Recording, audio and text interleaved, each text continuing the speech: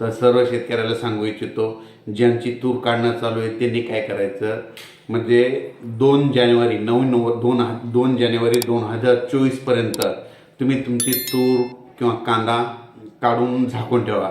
कारण की राज्यामध्ये 3 जानेवारी 2024 म्हणजे नवीन वर्ष सुरू व्हायला आहे. त्या नवीन वर्षाला पावसाची शक्यता आहे, म्हणून हा अंदाज लक्षात घ्यायचा.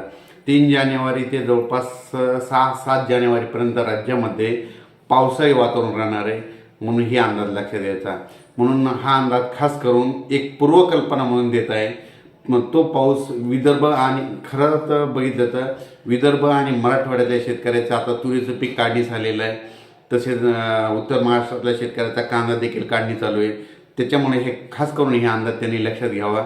आणि जवळपास 1 जानेवारी 2024 म्हणजे नवीन वर्ष सुरू होणार आहे. आणि यावर्षी नवीन वर्षाच्या सुरुवातीला पहिल्या वीकमध्ये, पहिल्या आठवड्यामध्ये पावसाची शक्यता आहे, म्हणून हा अंदाज लक्षात घ्यायचा.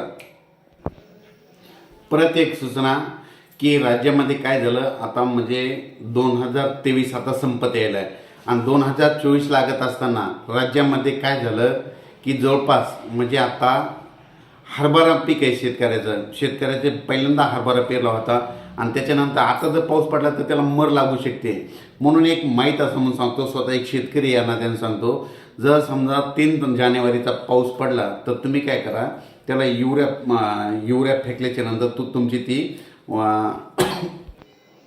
युरिया फेकल्याच्या नंतर मर थांबू शकते. कारण की मी माझ्या स्वतःच्या शेतामध्ये आता खूप पाऊस पडला होता, बऱ्याच शेतकऱ्याचे हरभरा पीक गेले, पण मी काय केलं, त्याला नंतर युरिया दिल्याच्यामुळं की माझं ते हरभऱ्याचं पीक वाचलं. म्हणून हे कल्पना म्हणून एक माहीत असं सांगतो. त्याच्यानंतर राज्यामध्ये तुम्हाला एक सांगू इच्छितो की राज्यामधून खास करून अंदाज हा विदर्भ आणि मराठवाडा आणि उत्तर महाराष्ट्रातल्या शेतकऱ्यासाठी देत आहे. तरी उत्तर महाराष्ट्र, विदर्भ आणि मराठवाड्यातल्या शेतकऱ्यांनी म्हणजे ज्यांचे कांदे आहेत तुम्ही काय करायचं, कांदे समजा काढणी चालू आहे तर कांदे काढणी म्हणजे जवळपास 2 जानेवारी 2024 म्हणजे आणखीन तोपर्यंत काढून घ्या आणि तोपर्यंत झाकून ठेवा. कारण की 3 तारखेनंतर, तसं तर 2 तारखेला वातावरण चेंज होणार आहे. 2 जानेवारी 2024लाच वातावरण चेंज होणार आहे आणि 3 तारखेपासून बऱ्याच ठिकाणी पावसाला सुरुवात होईल, म्हणून हा अंदाज लक्षात घ्यायचा.